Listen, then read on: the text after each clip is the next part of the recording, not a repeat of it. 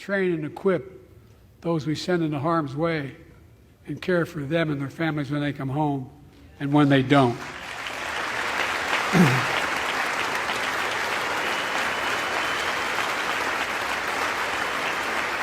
That's why the song Support and Help of Dennis and the VA, I signed the PACT Act. One of the most significant laws ever, helping millions of veterans exposed to toxins who now are battling more than 100 different cancers. Many of them don't come home, but we owe them and their families support. We owe it to ourselves to keep supporting our new health research agency called ARPA-H. And remind us that we can do big things, like end cancer as we know it, and we will.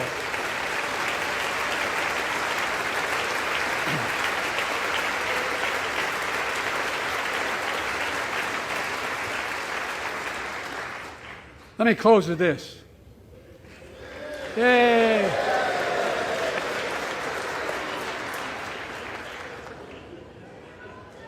I know you don't want to hear any more, Lindsay, but I got to say a few more things. I know it may not look like it, but I've been around a while. When you get to be my age, certain things become clearer than ever. I know the American story. Again and again, I've seen the contest between competing forces in the battle for the soul of our nation. Between those who want to pull America back to the past and those who want to move America into the future. My lifetime has taught me to embrace freedom and democracy, a future based on core values that have defined America: honesty, decency, dignity, equality, to respect everyone, to give everyone a fair shot, to give hate no safe harbor. Now, other people my age see it differently. The American story of resentment, revenge, and retribution, that's not me. I was born amid World War II, when America stood for the freedom of the world. I grew up in Scranton, Pennsylvania, and Claymont, Delaware, among working-class people who built this country. I watched in horror as two of my heroes, like many of you did, Dr. King and Bobby Kennedy, were assassinated. And their legacies inspired me to pursue a career in service. I left the law firm and became a public defender because my city of Wilmington was the only city in America occupied by the National Guard after Dr. King was assassinated because of the riots. And I became a county councilman almost by accident. I got elected to the United States Senate when I had no intention of running at age 29.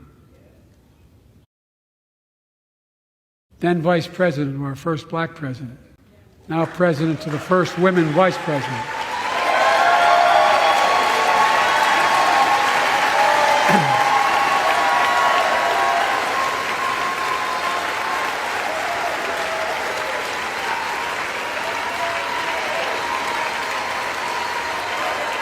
In my career, I've been told I was too young.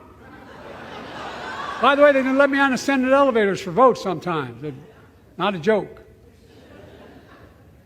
And I've been told I'm too old. Whether young or old, I've always known what endures. I've known our North Star. The very idea of America is that we're all created equal and deserve to be treated equally throughout our lives. We've never fully lived up to that idea, but we've never walked away from it either. And I won't walk away from it now.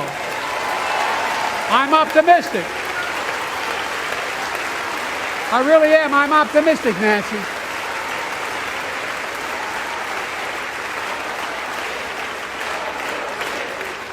My fellow Americans, the issue facing our nation isn't how old we are, it's how old are our ideas. Hate, anger, revenge, retribution are the oldest of ideas. But you can't lead America with ancient ideas that only take us back. You lead America, the land of possibilities. You need a vision for the future and what can and should be done. Tonight you've heard mine. I see a future where defending democracy, you don't diminish it. I see a future where we restore the right to choose and protect our freedoms, not take them away. I see a future where the middle class finally has a fair shot and the wealthy have to pay their fair share in taxes. I see a future where we save the planet from the climate crisis and Americans. I see a country for all Americans. And I will always be president for all Americans because I am now. So let's build the future together. Let's remember who we are. We are the United States of America. And there is nothing beyond our capacity when we act together. God bless you all, and may God protect our troops. Thank you, thank you, thank you.